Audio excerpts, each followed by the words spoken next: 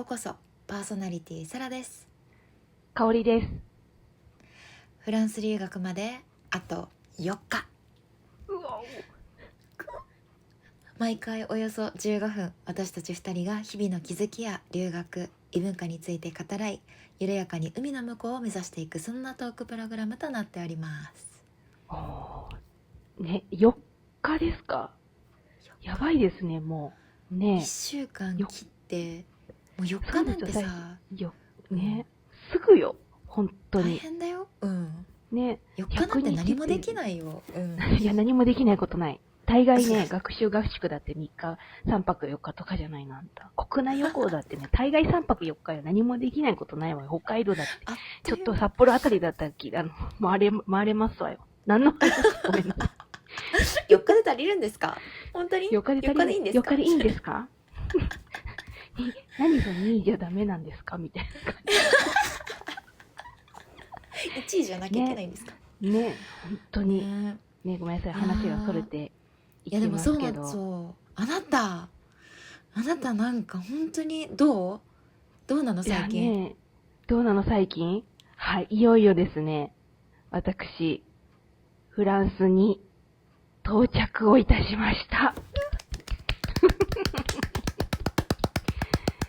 ねえ、もうやっとですよ。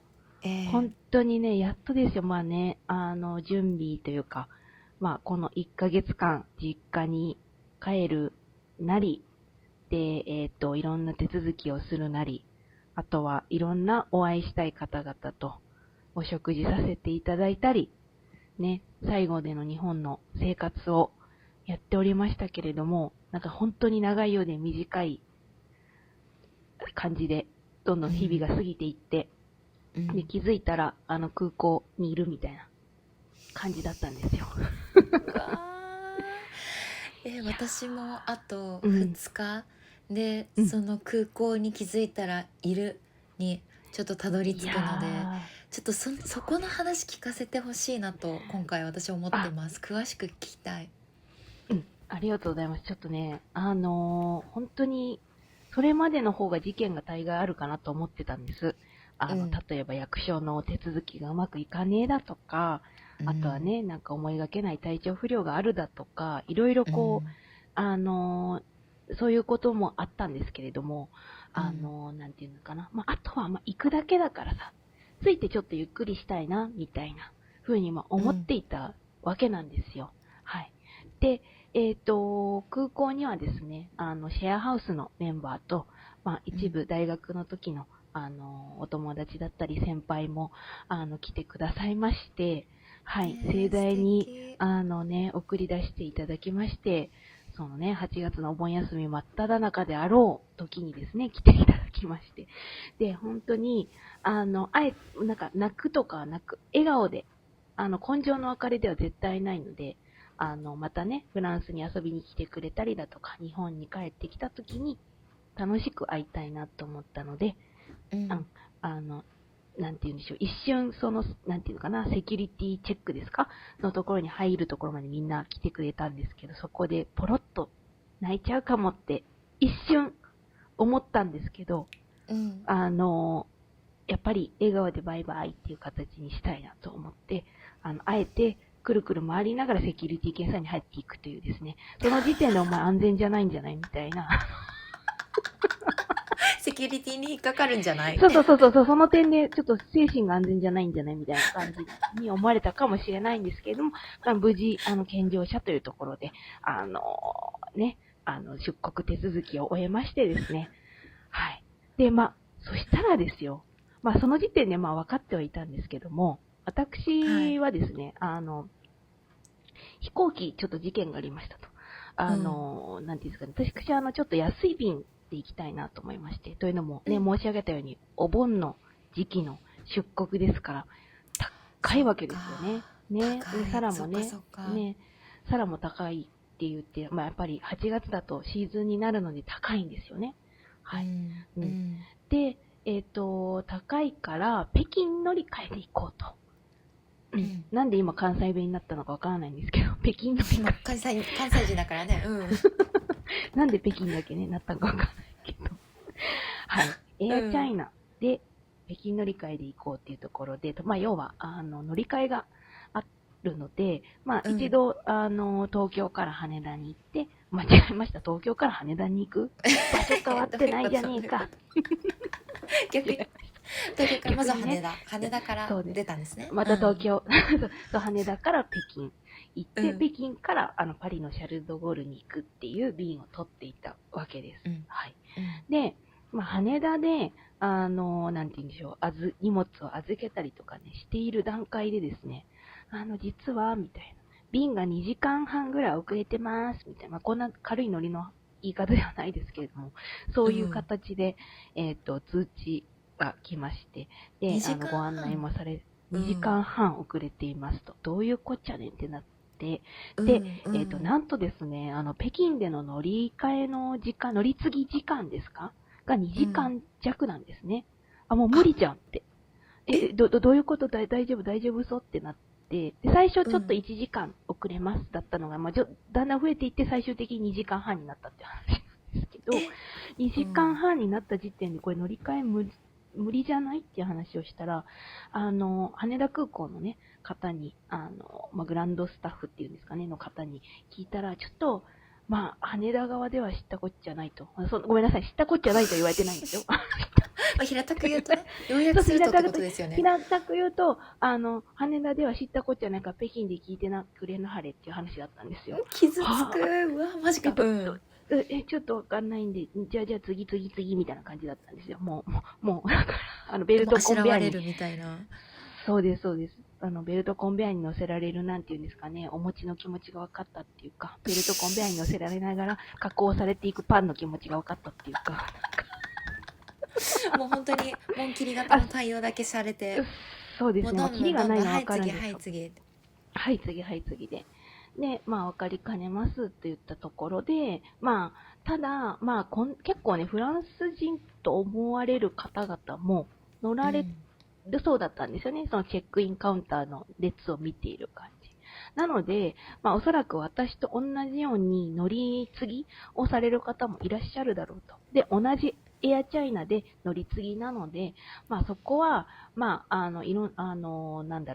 気を利かせて、うまく、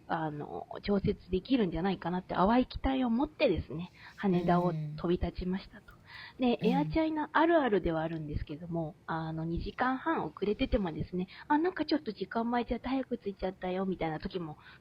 前ありましたので、ちょっとそこもね、期待を持ってですね、ちょ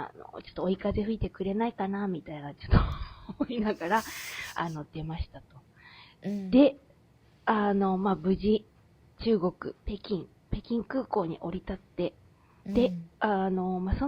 その時に、どれぐらいだったかな？あと、40分で離陸みたいな話だったんですよ、すでにね。40分で離陸。次の北京からパリの便が。で、いや、これ厳しいけど、ちょっと走ってやれるだけやるしかないっていう感じで、結構みんな考えてることは一緒で、動く歩道を、動く人たちでいっぱいになるっていうか。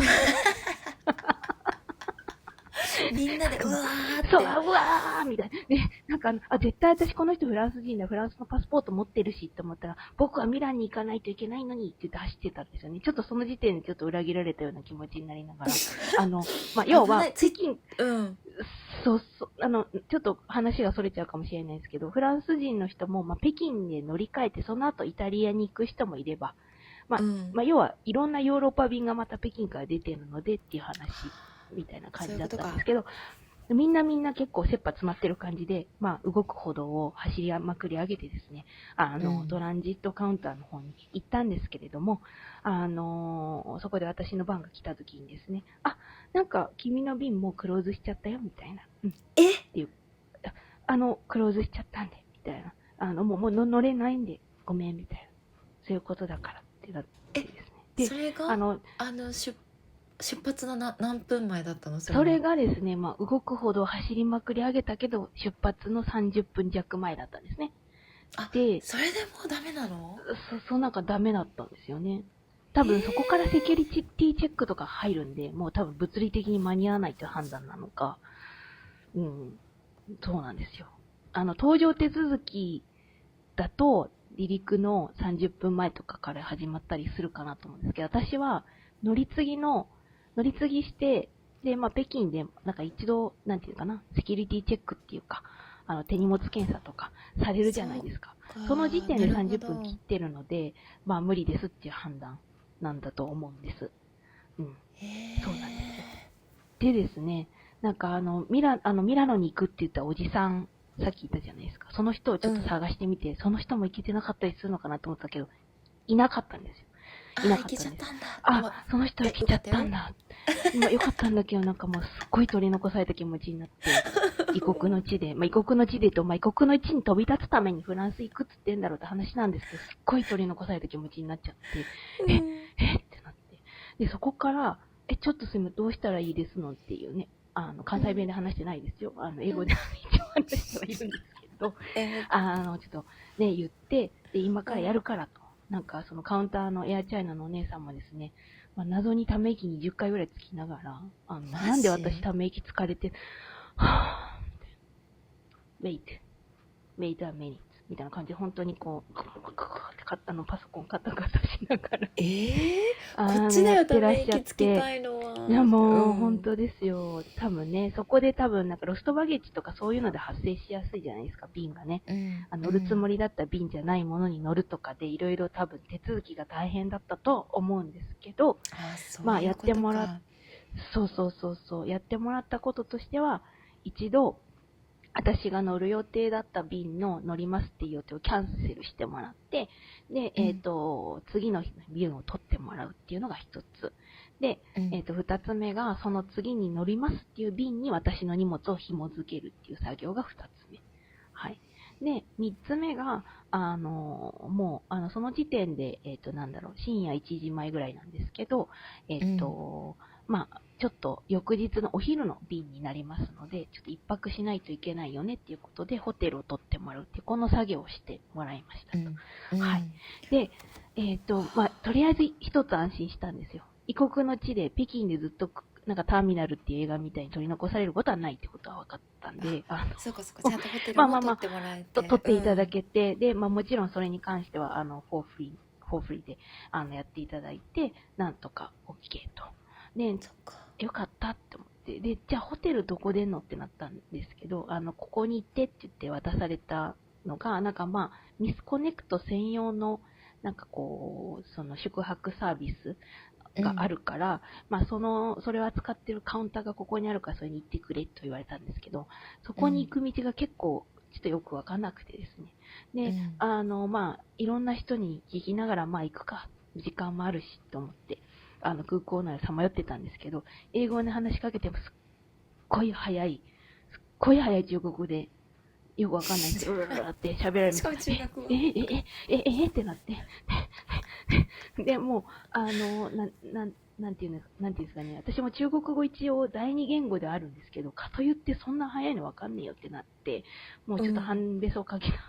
なんか、でもとりあえず一回中国に入国しないといけないということが分かったので、まあまあホテル泊まるんだからそうなんですけど、一回その手続きをして、で、私怪しくないでっていう、なんか、書面みたいなのを書いて、で、ま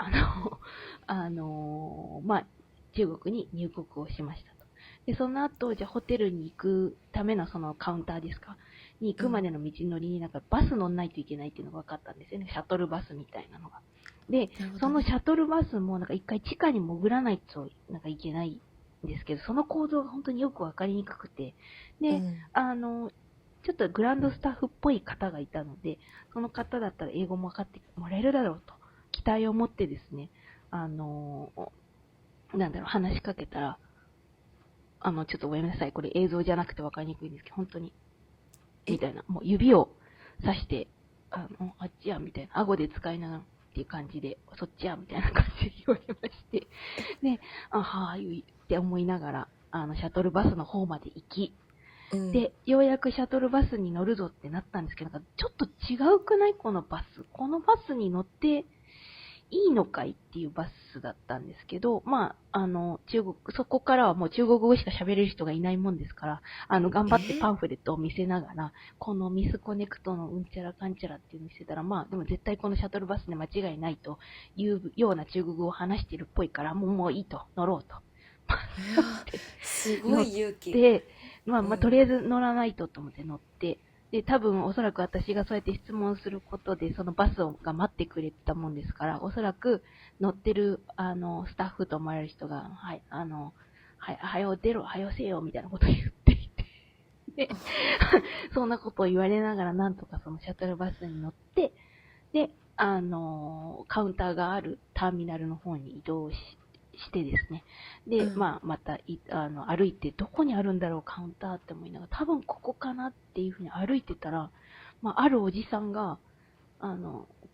えいって言って、へいへいって言ってるんですよ。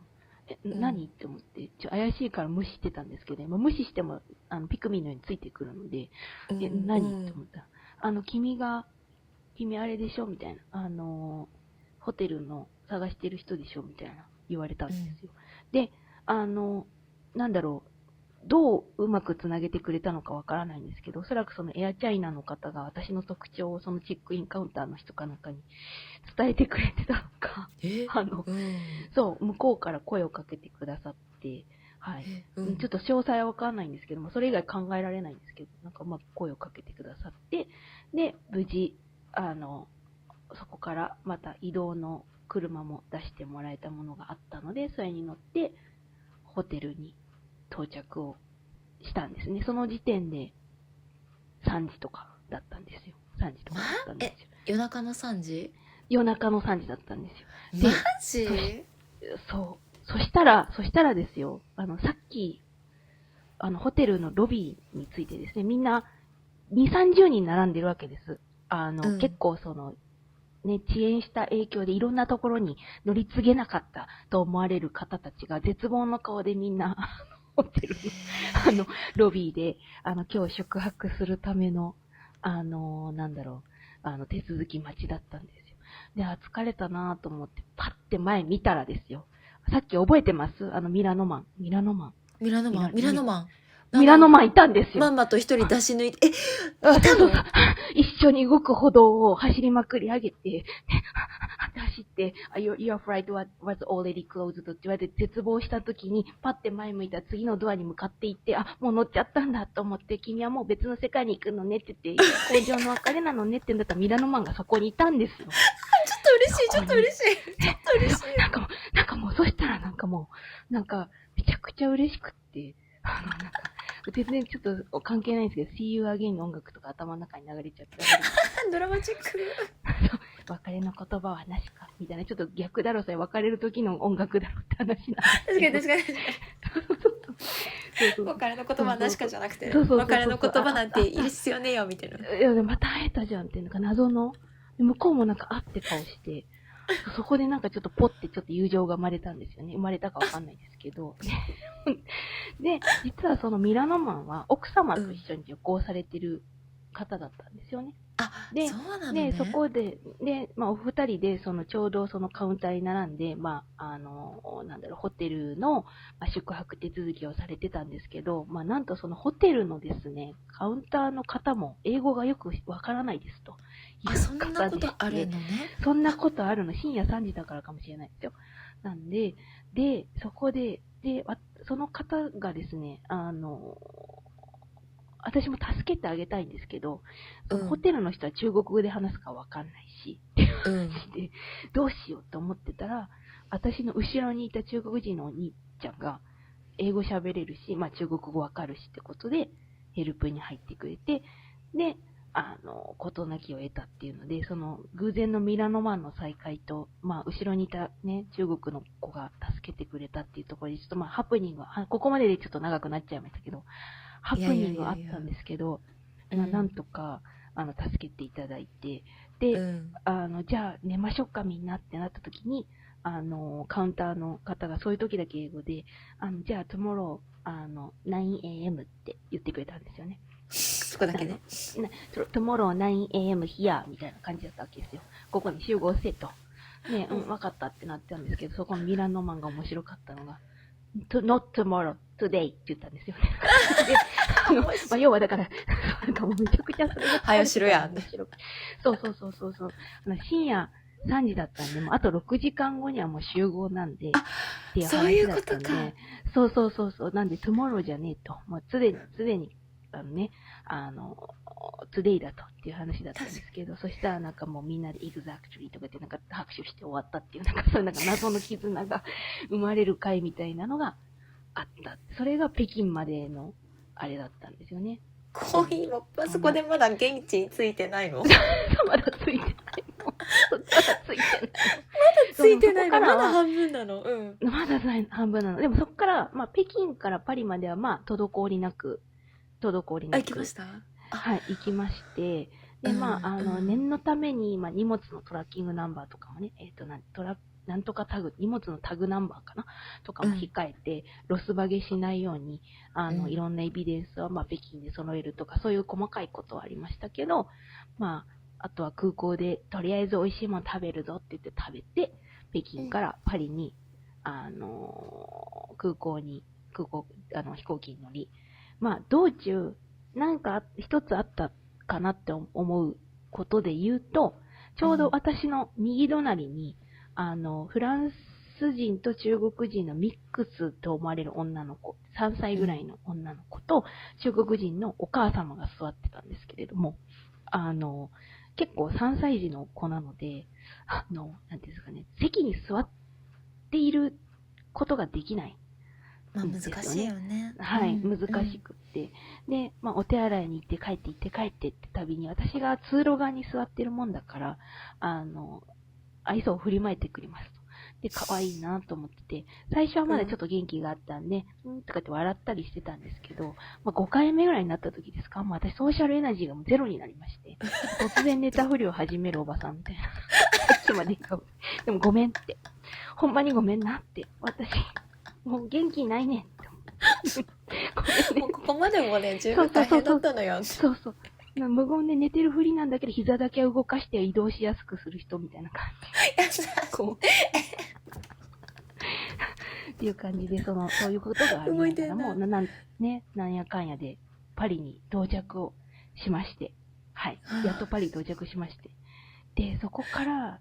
荷物をですね、受け取るまでにめちゃめちゃ時間がかかったんですよ。荷物を下ろすのがちょっとゆっくりめな航空会社のようでしてね。結構出てくるのに、日本の航空会社よりも体感で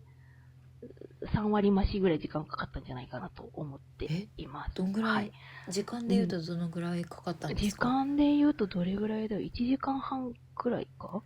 あら、かかるもんなの？着いてから1時間半？着いてからそんなかかるもんなのと思ったんですけど、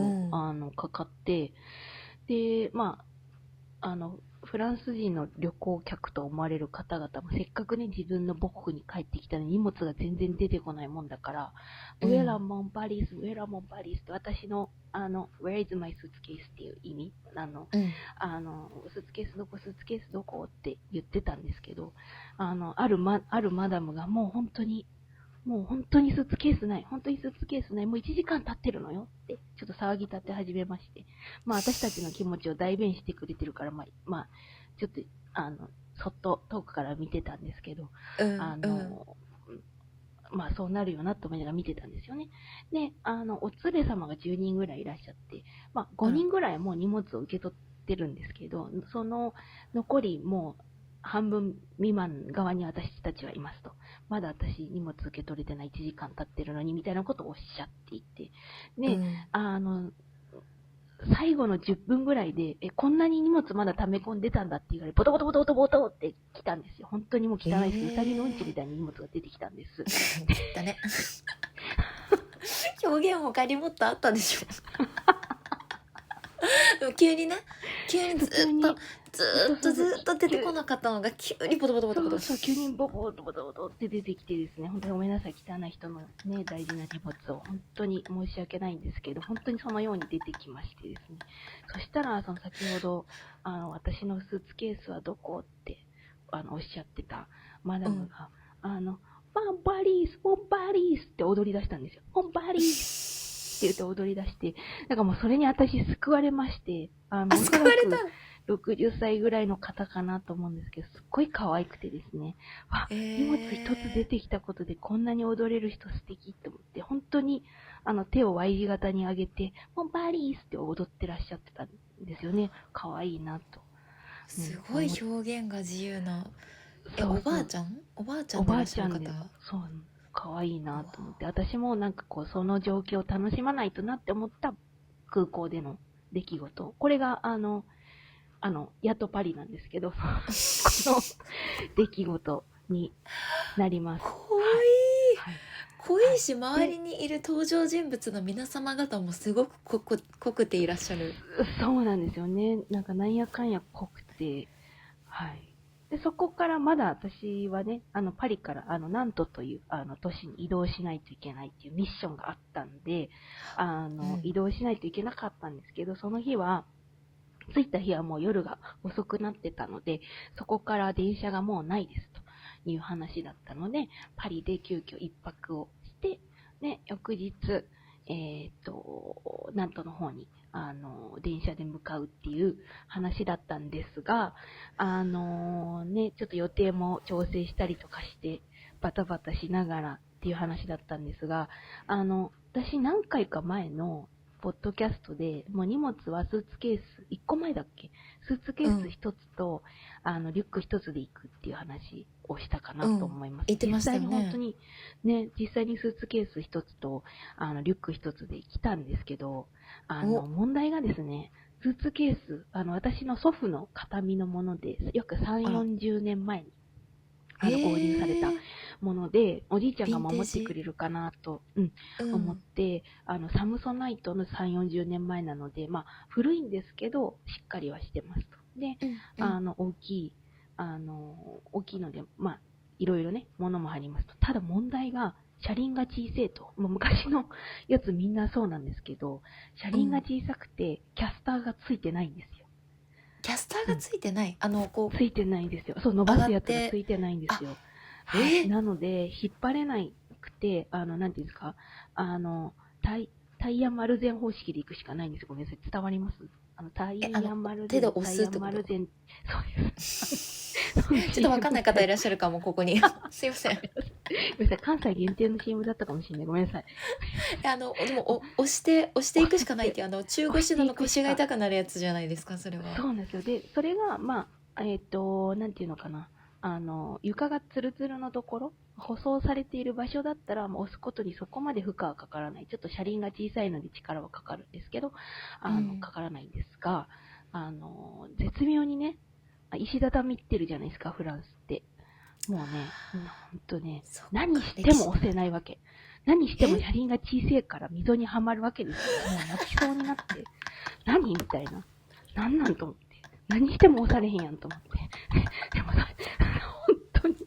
何しても1ミリも進まなくて、逆にカバンが180度回転しそうなぐらいなんかこう、ってなったりとかして、無理と思って、私はただ電車に乗りたいだけなんですよ。空港からCDG という日本でいうなんか、TGV だ。日本でいう新幹線に乗りたいっていう話だったんですけど、そこに移動するのも結構時間がかかるし、TGV っていう、日本でいう新幹線は、乗るにあたって階段があるんですよね。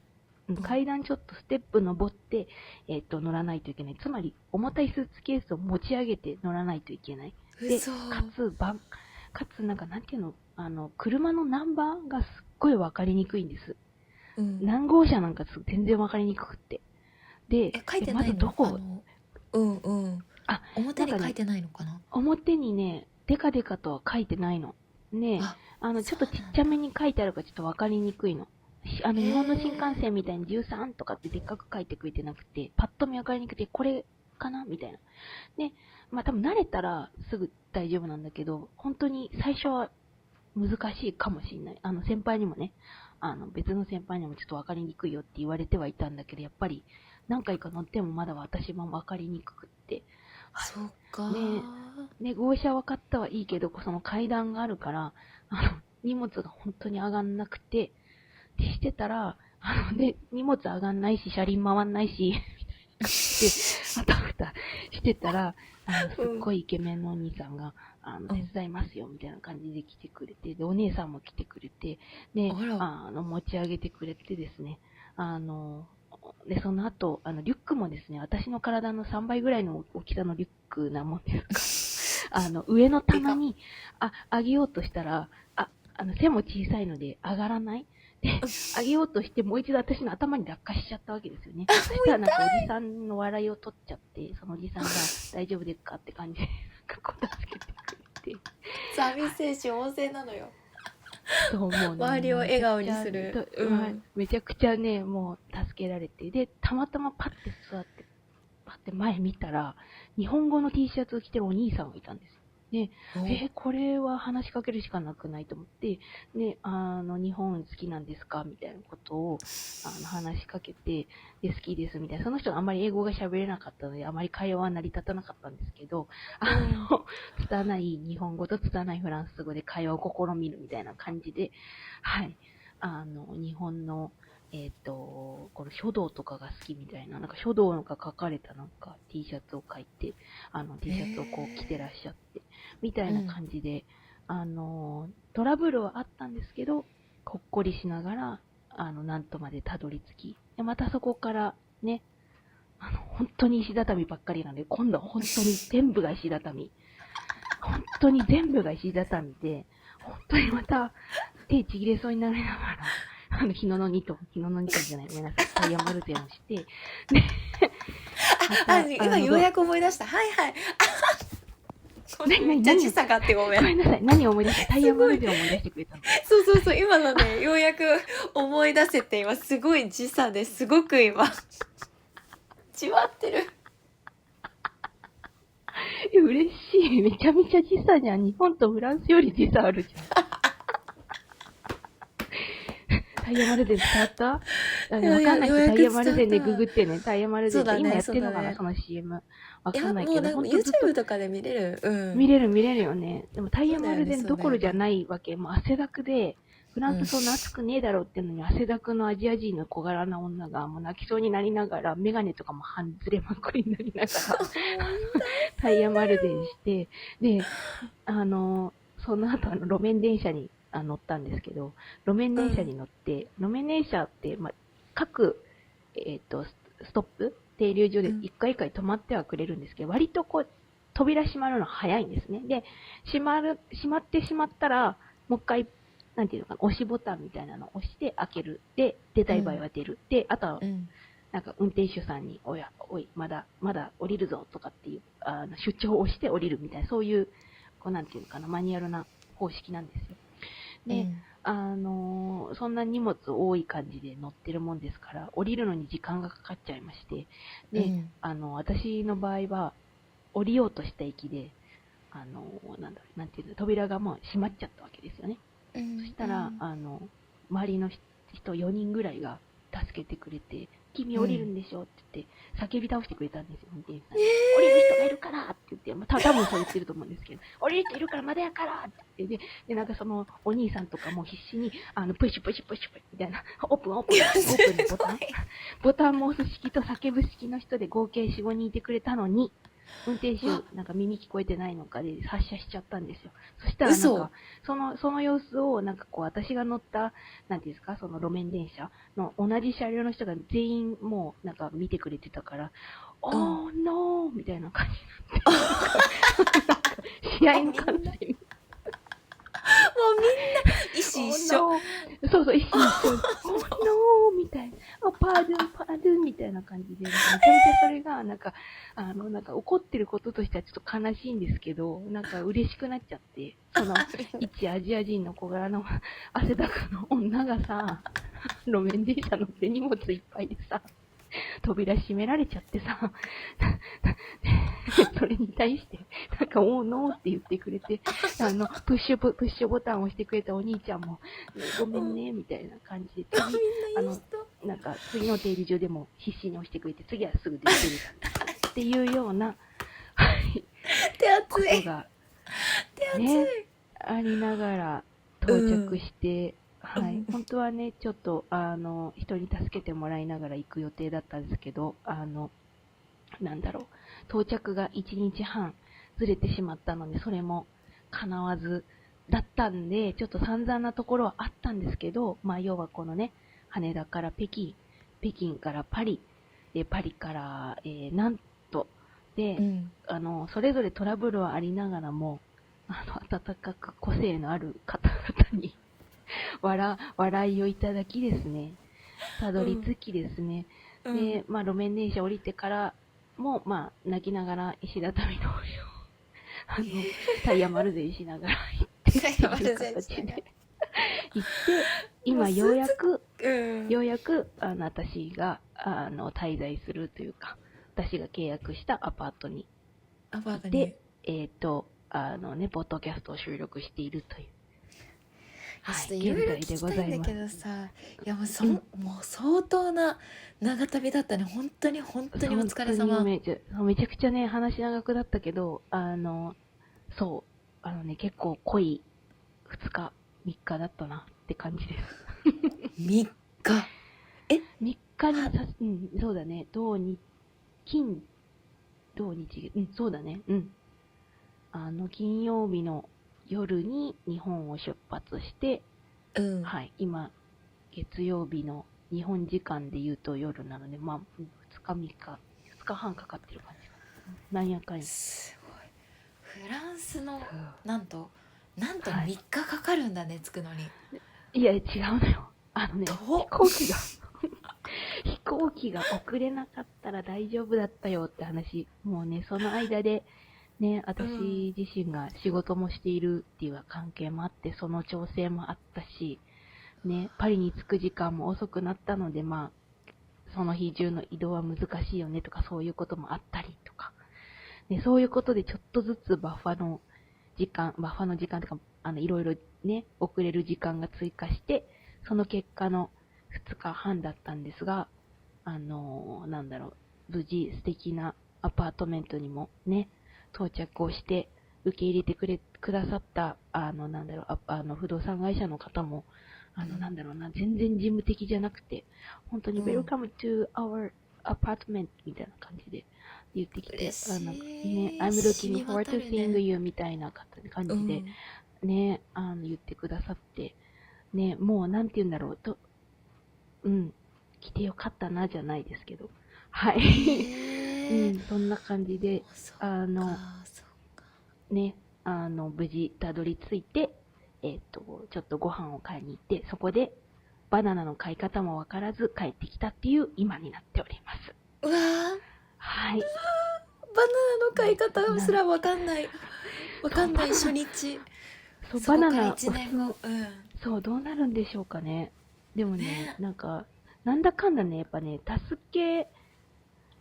やっぱり外国人として異国にね、30代から住むわけじゃないですか。やっぱり、それなのに言語も話せないし、うん。どうしようっていろいろ不安はあってうまくいくのかなとかあったんですけど、うん。まあ、もう結局自分自身の戦略としては、まあこれね、ちょっと傲慢になっちゃダメなんですけど、まあ助けてってちゃんと言うのと愛嬌は大事だなっていうとこいやもうろは本引き当に今の続き、話そうね。うん、本当になんか周りが助けてくれるか助けたいと思えるような子で、ねコミュニケーションの取り方もできるような子だったからなんとかなちょっとったけど、面白かったのもね、あったんだと思いますよ。面白かったんだと思います。単純に荷物あげようとして頭に落ちてくるとかも漫画じゃんみたいもう本当に本な。うん。当に大変だね。もうなんかフィジカル面といい、いやもう精神ね面でも本当にこれよく、だってついてまだ半日、そうね、半日ちょっと。この、実際私が住むアパートに着いてからはまだ5時間しか経ってないかな。うん。そう、すごい、もうそのそう5そうそう。時間でもうこんな笑い話まで消化できてるのいやすけどごくない？ね、やっぱね、もう飛行機に乗ってる時間が長いから、その間にどう笑いが取れるかの方向で考えてた自分はいたかな。なんか基本的にどううん。笑いになるかで結構日々いるかもしれない。ちょっと本当にね、芸人さんになれるほどのあれはないんだけど、うんって言ったらいいいやす結ごいよ構その視点ね、しんどい時とかも、俯瞰で、アメトークっていう番組私めっちゃ昔好きだったんだけど、うんそれってフリップを出してね、なんていうのかな、芸人さんたちがエピソードトークするみたいな感じで番組が進んでいくと思うんだけど、自分自身もなんかそれを参考に、何かちょっとしんどいことがあったら、そのフリップに出すとしたら、香りが沖に出た話みたいな感じで出して、今日は3つポイントがあります。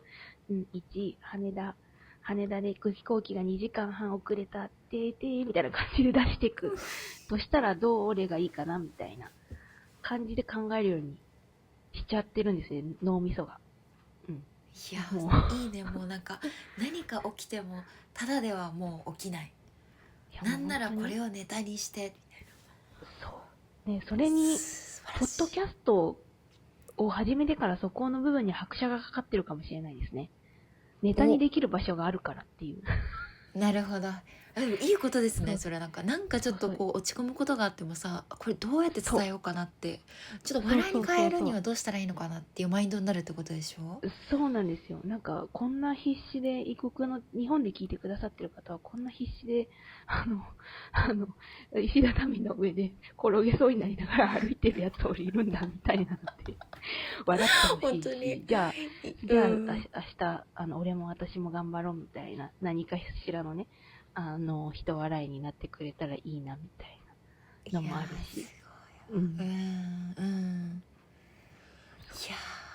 心境どうですか、ついてみて。ね、本当に、まだ去年できたとかなのかな、できて1年半くらいの、アパートメントなんですけど、私もサラも、シェアハウスに、ソーシャルアパートメントに、住んでいたっていうところもあって、今回も、規模は、どれぐらいちっちゃくなるんだろう、もう、4分の1以下くらいにはなってくるんですけど、要は20人も住んでないぐらいにはなるんですけど、共用の部分もあるし、キッチンとか、なんていうのかな、テレビが見れる場所があるだとか、洗濯する場所があるだとかっていうのは共用なんだけど、それ以外の、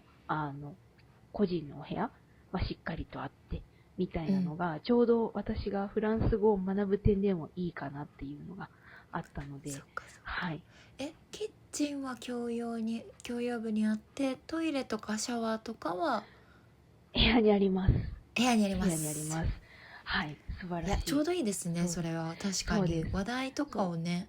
料理しながらなんか誰かと話しながらね、こう会話が生まれるような仕組みだけど、ちょっと正直お風呂とかさ、トイレとか自分のタイミングで行きたいじゃん。でも人に会いたくない時もあるじゃない。あるね、今日すっぴんなんだけどみたいな、もう疲れてるんだけどみたいな、いろんなねモードがやっぱりありますから、ソーシャルアパートメントを卒業のね回でも話しましたけど、本当にちょうどいいバランスで、はい、自分の時間と皆様との時間とが取れていいかなと思うので、一人の時間も絶対に私必要な、サラもね、そうだと思うんだけどタイプなので、その時間も取りながら、前住んでいた場所も川が近かったで今回住んでいる場所も川が近いので、で自然も豊かなので、都市なんですけど自然も豊かっていうところで、住環境としてもちょうどいいし、ね、実際の私が住む場所としても、視野もパーソナルも両方あるし、っていう形で楽しんでいきたいなというのと、こうやってねよくしていただいた方たちに感謝をフランス語でその人たちの分かる言葉で伝えたいと改めて思ったので、私はこの後本屋さんに行ってフランス語の本を買いに行こうと思っております。いいですね。本屋さんに行くんですか？はい。楽しみだねそれは。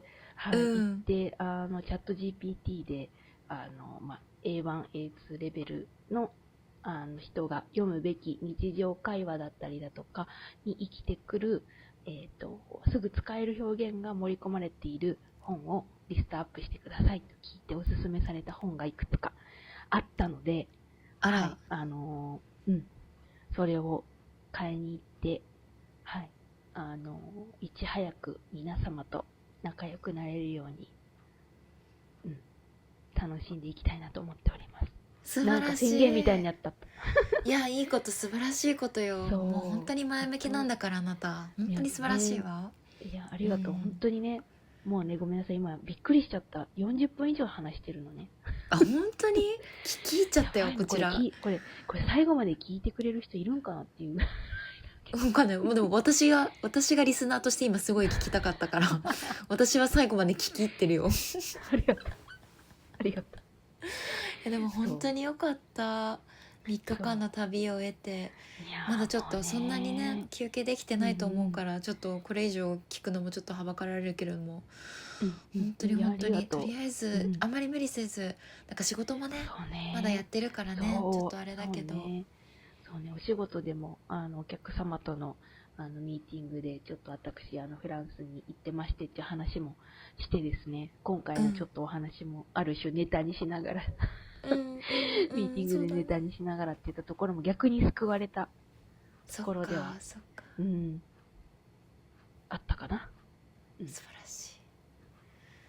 い。いや、本当にお疲れ様。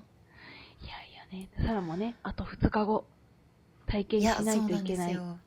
そう、さすがにちょっと3日かけて目的地に着くはちょっとねないと嬉しいな。でもなんかなんだろうな、その石畳をタイヤ丸膳以外はすごい楽しかったですよ、本当に。石畳タイヤ丸膳の後の路面電車も楽しかったけど、石畳タイヤ丸膳は本当に泣きそうにはなった。途中で誰か手伝ってくれたりとかありましたけど、物理的に手が痛いっていうことで、なんかタクシー呼ぼうかなって思ったんですけど、タクシーもボルトで捕まらないっていう悲惨な状態になったりとかしてですね、っていうこともありましたが、いやちょっとスーツケースはぜひいろいろ思い出のあるものだとは思うんだけれども、買い替えてください。本当にね、本当よ、もう、フランスまで着いたらそこで捨てようと思う感じの気持ちで、なんかこう、一つお守りとして持ってきたところもあるんですけど。あ、なるほどね、なるほどね。もともとそういう目的だったんですね。そう。おじいちゃんが使って、私のお父さんも使って、っていうか、母も使ってるのかなっていうので、家族が結構3人、4人使ってっていう話で聞いていたので、それだったら、なんか私もお守りとして持っていくねっていうのが、ちょうど良かったんですが、本当に、使用感としては本当にもうちょっと限界を迎えていらっしゃる。いや、十分よく、もう本当に多分天井を全うされてるかと思います、そちらのおせつけ様。そうですね。ありがとうございます。そっか、じゃあちょっと私も追いかけますが、はい。無事の、本当にセーフトリップのお祈りしておりますので、ぜひ、フランスに着いてからも、しばらくはリモート収録になるかなと思いますが、はい。そうですね。サラの場合は、着いたらもう数日以内に学校が始まっちゃうというところで、はい、バタバタのね、日々かなと思いますが、ご自愛ください。お互いに。そうですね。必ず、結構今日ちょうど、去年1年通ってた方がちょうど7月末に日本に1回帰国をされてるということでお会いしてたんですけれども、やっぱり留学生組は必ずフランスに着いたら1回体調を崩してるそうなので、そうですよね。ちょっとアジャストするのには、時間がかかるのと、もうそれを織り込み済みで、あんまり詰め込みすぎず、どっちみちもう結構無理するんだから、あまり必要以上に自分を追い込まないようにしましょう。いや、本当にそうですよ。もう適宜休んで、私もね、この後本屋に行きますけど、今日は早めに寝て、そうね、そしてぜひ、基礎的な体力を鍛えるために散歩して、とりあえずちゃんと食べて、食事、運動、睡眠、そしてポッドキャストでの愚痴吐きに使ってんじゃねえって話なんですけど。いや、ちょっとそうさせていただきましょう。そうさせていただいて、楽しく日々を生きていこうではないですか。っっていうとこそうですね、ろですかね。前向きになるために、みんなで前向きに生きていくために、そうそうそうそう。もうここはセーフティーゾーンということで、うんうん、はい。うん。やっていきましょうそうしましょう。か。はい。ちょっとこれ以上ね拘束するのは申し訳ないわ。ありがとう。もうね、日本時はい、まあ、間でもね、結構遅い時間だと思うので。はい。あら本当だわ、もう10、うん。今日本時間で言うと11時半過ぎぐらい。そう、そうだよね。私ちょっと明日はい。また朝早いので、そうですね、はい。まあじゃあ名残惜しいですが、といったところで今回はここまでにいたしましょう。ちょっと落ち着いたらまた後日談を聞きたいんですけれども、あ、承知しはい、ました。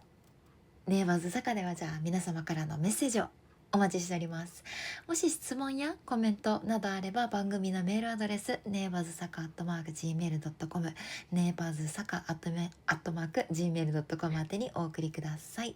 Spotify、YouTube、ポッドキャストなど番組ページのフォローも引き続きよろしくお願いします。それではまた金曜日、来週の夕方5時にネイバーズ坂でお会いしましょう。ここまでのお相手は香りと、サラでした。おばおばばー。ばごめんなさい、ずれた。うなずいたように見えちゃった。いや、うなずいてやってちょっとうなずい気寄りてやった。ました。はい、よかったまあよかった。まあまあ、はい、じゃあ次はじゃあフランスでお会いいたしましょう。